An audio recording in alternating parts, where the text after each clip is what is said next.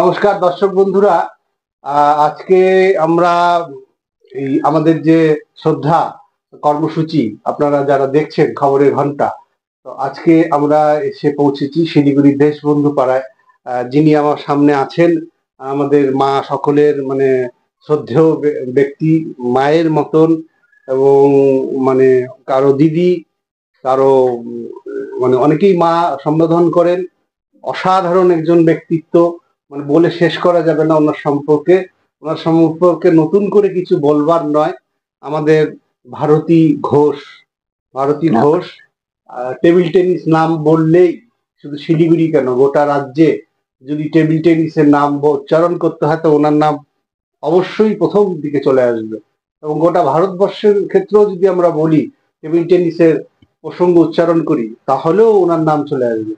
কি অবদান রেখেছেন, কি অসাধারণ অবদান রেখেছেন তা নতুন করে বলছি না। অনেক অনেক মানে স্যাক্রিফাইস, যাকে বলে ত্যাগ, যেটা আজকাল দেখা যায় না, এই দিদি করেছেন টেবিল টেনিসের জন্য। মানে পুরো জীবনটা উৎসর্গ করে দিয়েছেন এবং দেশের কথা চিন্তা করে সবসময় কাজ করেছেন। তো আজকে ওনাকে আমরা পেয়ে আমাদের কাছে আমরা গর্ব অনুভব করছি। আর ওনার পরিচয় বলার কিছু নেই, উনি আমাদের সত্যি গর্ব, শিলিগুড়ির গর্ব। উনি বঙ্গরত্ন, অনেক সম্মান, অনেক পুরস্কার, এগুলো ওনার কাছে কোনো ইয়ে নেই মানে। কিন্তু তবু আমাদের একটা শান্তি যে উনি আমাদের গর্ব। ওনাকে আমরা যদি শ্রদ্ধা না দিই আমাদের কাছে একটা মানে আত্মতৃপ্তি অনুভব করা যাকে বলে সেটা পাচ্ছিলাম না। তাই দিদি আমাদের উপদেষ্টা মন্ডলীর সদস্য, খবরের ঘন্টার শুরু থেকে আমাদের সঙ্গে আছেন, উৎসাহ দেন আমাদেরকে। দিদিকে আমাদের মানে খুব প্রণাম এবং ভালোবাসা। হ্যাঁ, আপনি আরো ভালো থাকুন এবং সেঞ্চুরি পার করে আপনাকে বাপরে বাপ। এবং আমাদের এই খবরের ঘন্টার একটি স্মারক, যেখানে দেশপ্রেমের বার্তা আছে। নেতাজি সুভাষচন্দ্র বসুর যে থিঙ্কিং, যে ভালো চিন্তার দ্বারা আমাদের দুর্বলতা দূর হয়, আমাদের সর্বদা উচ্চ চিন্তা দিয়ে আমাদের আত্মাকে অনুপ্রাণিত করা উচিত। অর্থাৎ ভালো থিঙ্কিং, হাই থিঙ্কিং, শুভ চিন্তা আমরা যত করব ততই সবাই ভালো থাকবো, সবার মঙ্গল হবে।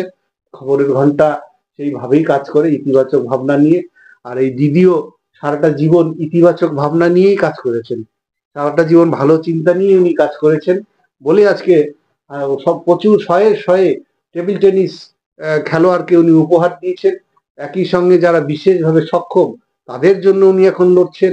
উনার অবদানকে প্রতিটা দিন, প্রতিটা মুহূর্ত কর্নিশ জানাতে হবে। আজকের দিনে সঠিক আদর্শ, সঠিক আলো, সঠিক দিশা আমরা পাই না। ইনি কিন্তু আমাদের কাছে একটা দিশা। ইনাকে আমাদের পরবর্তী প্রজন্ম অনুসরণ করলে তাদের সকলের মঙ্গল হবে। বিশেষ করে যারা খেলার জগতে আছে, খেলার জগৎ বলে নয়, ওনার যে স্যাক্রিফাইস, এই স্যাক্রিফাইস তো আজকাল দেখা যায় না। হ্যাঁ, উনি সংসার ধর্ম করেননি শুধুমাত্র খেলার জন্য। খেলার জন্য উনি প্রচুর কষ্ট করেছেন এবং প্রচুর উপহার দিয়েছেন দেশকে।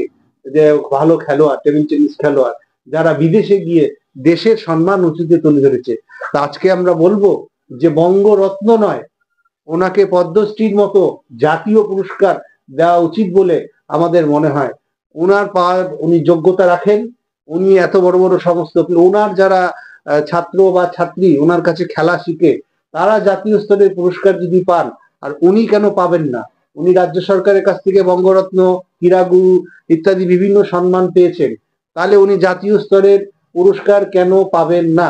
যারা এই বিষয় নিয়ে চিন্তা করেন, যারা এই ব্যাপারটা পরিচালনা করেন, তাদের কাছে আমাদের একটা আবেদন থাকলো যে এনাকে যোগ্য সম্মান জাতীয় স্তরে দেওয়া হোক, কারণ এরকম ব্যক্তিত্ব খুব কম আছে।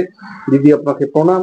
এবং একই সঙ্গে দিদিকে আমরা এই একটা অক্সিজেনের, যে আমাদের বিশুদ্ধ অক্সিজেন, আজকাল গ্লোবাল ওয়ার্মিং চলছে, চারদিকে উষ্ণায়ন, সেই জায়গায় দাঁড়িয়ে আমরা এই যে ছোট্ট চারা গাছ নিঃশব্দে আমাদের সেবা দেয়, সবসময় অক্সিজেন দেয়, সেটা দিদির হাতে আমরা তুলে দিচ্ছি যাতে আগামী প্রজন্ম ভালো থাকে, সবার ঘরে ঘরে সবুজ ছড়াক, ছেলে মেয়েরা যাতে মানে বিশুদ্ধ অক্সিজেন পায়।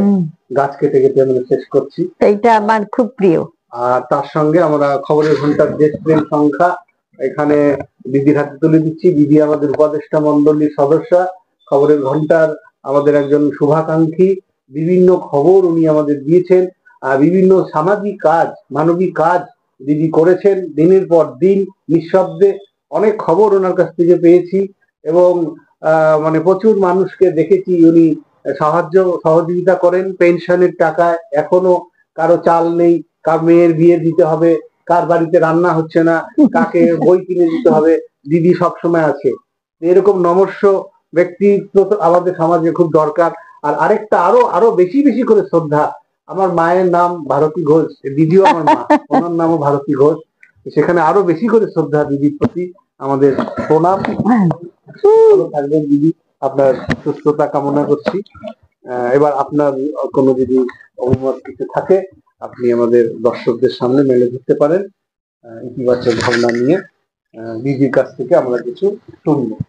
দিদি আপনি যদি মানে খবরের ঘন্টার ব্যাপারে তো আমার কিছু বলার নেই, এবং কারণ ওকে আমি তো বাপি ঘোষের থেকে আমি যা পেয়েছি সত্যি কথা বলতে কি এর তুলনা হয় না। আজকের থেকে না, আমি বহু বছর থেকে ওর সঙ্গে আছি। মানে নানা রকম খবরের ব্যাপারে ও আমাকে খুব সহযোগিতা করে এবং ভবিষ্যতেও করবে আশা করি। আর বাপি যে কথাগুলো বললো, আমি ঘরে বসে বসে আমি প্রচারের আলো এসে সমাজ সেবা করতে চাই না। আমি ঘরে বসে বসেই যতটা পারি করার চেষ্টা করি আমার নিজের সামর্থ্যের মধ্যে দিয়ে। এই যে এখনো আমার ঘরে ওই যে এক বস্তা কাপড় আছে, একটা সকালে নিয়ে গেছে আছে, এই যে আসবে তাদেরকে আমি ভাগ করে দেব। এইভাবেই আমার চলছে।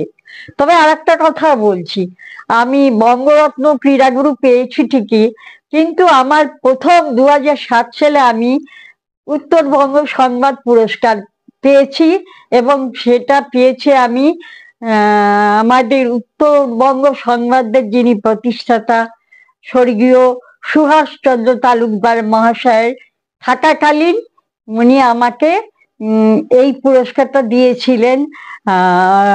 মাননীয় মন্ত্রী কি যেন নাম বলে গেছি, কোমায় ছিলেন দিল্লি, প্রিয়রঞ্জন দাস মুন্সি হাত দিয়ে আমাকে দিয়েছিলেন।